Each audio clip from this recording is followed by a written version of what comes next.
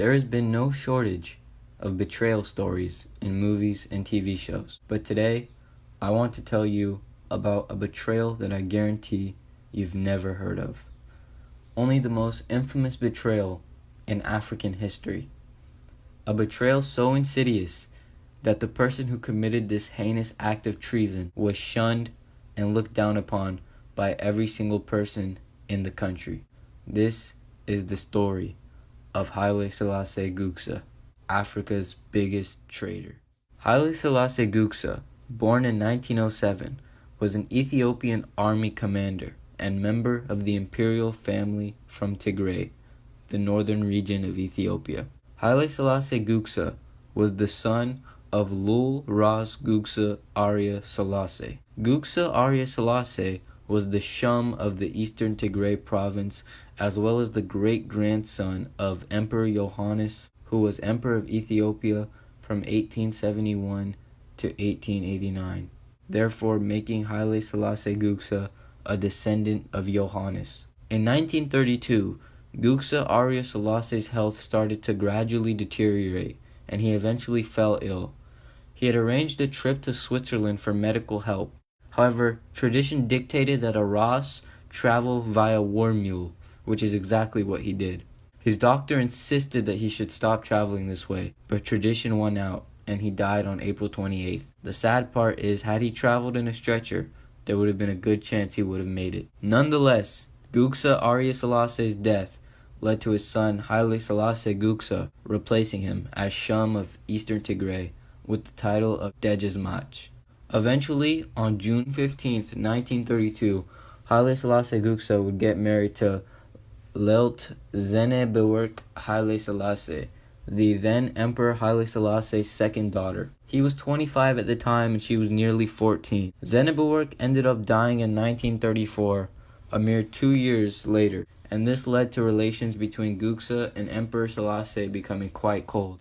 The strain between them was especially apparent when the emperor insisted on bringing his daughter's body back to the capital city of Ethiopia, Addis Ababa, for burial, rather than allowing her husband to bury her in the capital of Eastern Tigray, Mekelle. This was a clear sign of Emperor Haile Selassie's unhappiness with his son-in-law. Gugsa, on the other hand, was very bitter over the fact that he was not elevated to the titles of Ras and Lol, which had been held by his father before him, and were now held by his rival Seyum Mengesha of Western Tigray. Around this time, fascism was beginning to grow into a real threat around the world, and one of the first victims of this rising political movement was Ethiopia. On October 3, 1935, Benito Mussolini led his troops into Ethiopia with a surprise invasion of the country. The reason for the invasion being to boost Italian national prestige, which was wounded after humiliating defeat at the hands of Ethiopia during the Battle of Ottawa in 1896. Ethiopia won the Battle of Ottawa even though they were at a severe disadvantage, being the less developed nation, leading to Ethiopia becoming the only African country to never be colonized.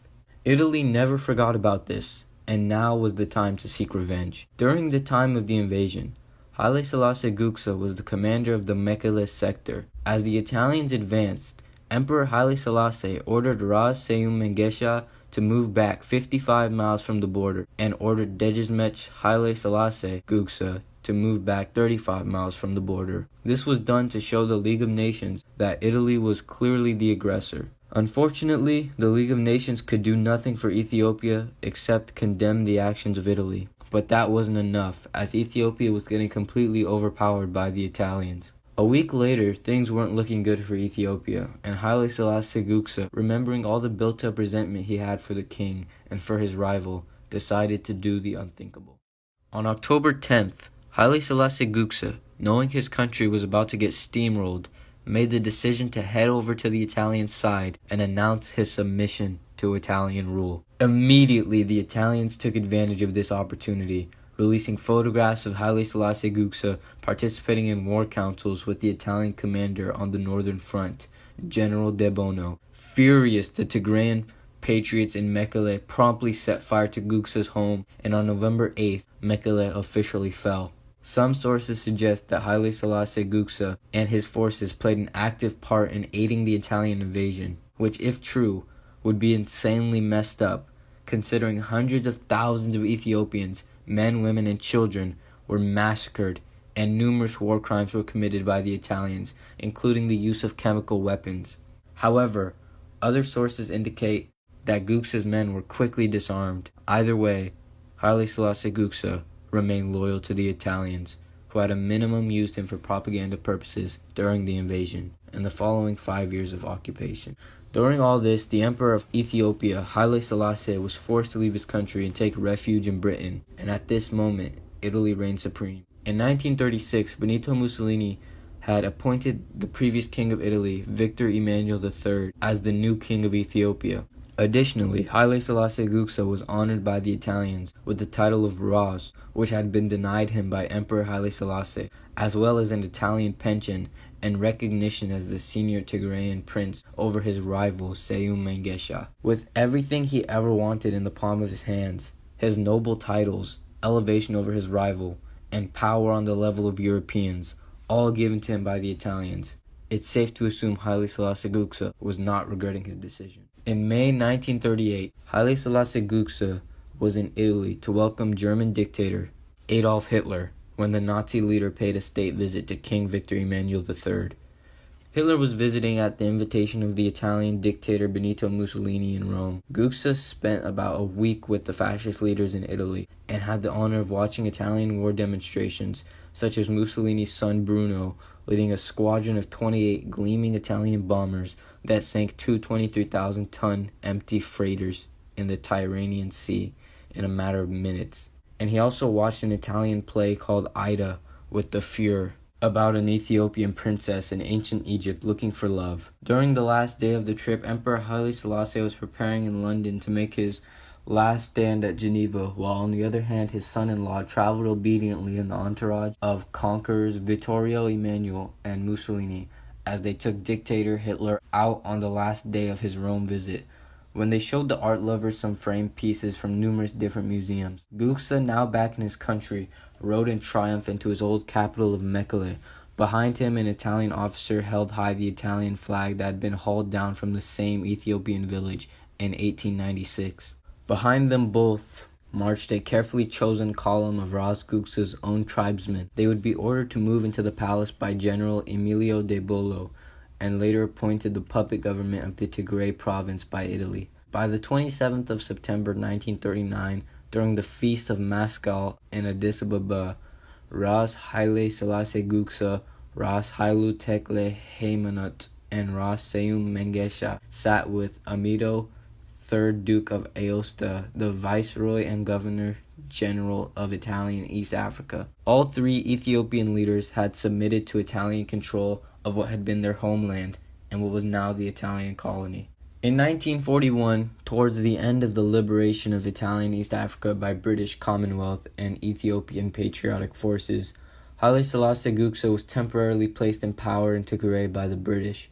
British Brigadier Maurice Stanley Lush, Deputy Chief Political Officer for Ethiopia, placed him back in command of Eastern Tigray province, with the intention of separating Tigray from Ethiopia, joining it to Eritrea, and establishing a new Greater Tigray/Tigrinya monarchy under either Haile Selassie Guksa or Ras Seyoum Mengesha. This plan had the support of many British colonial officers, but not of the British High Command nor of the British government. And Ras Seyoum proved to be cold towards any plan of dismembering the Ethiopian Empire. The Lush group had hoped that Haile Selassie Guksa would be more accommodating.